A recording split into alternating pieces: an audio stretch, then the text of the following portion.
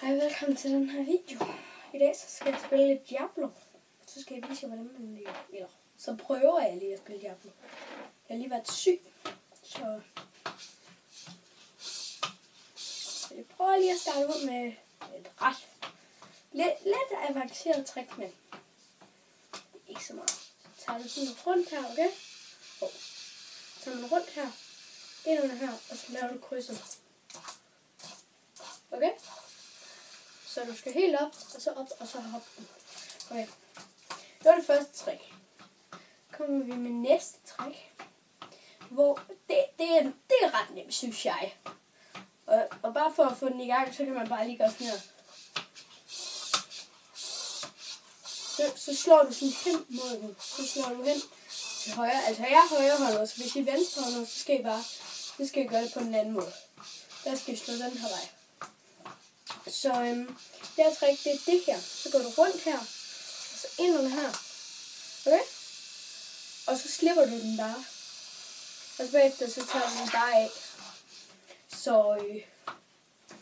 Og så bagefter, så kan vi prøve at lave dobbeltkrydser. Eller så, vi kan også prøve at lave, nu skal jeg lige tænke mig op.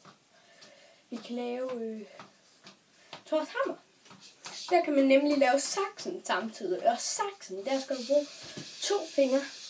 Så tager du dine 2 fingre, lægger ind under her, og så tager den her. Så du gør sådan her.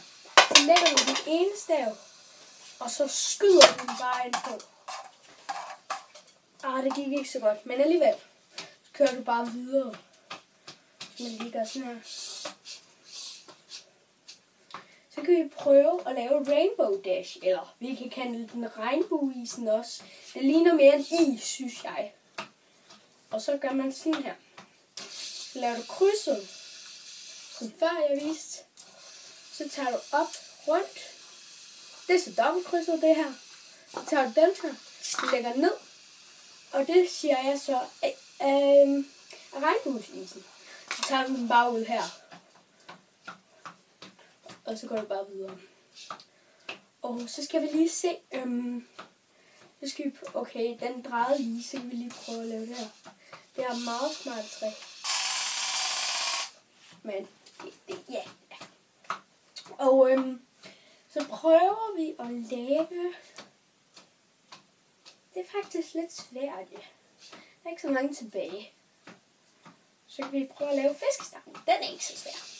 Så tager du den her. Kaster om bag, altså sådan, den kommer til at være sådan her, og så kaster du den ud. Jeg kommer lige til at ramme gulvet. Hvis der var vand, så kunne den selvfølgelig have røget i. Hvis der er vand, så kan man faktisk lave speedbåd. Men det gør bare så, at ens Diablo, den går i stykker. Så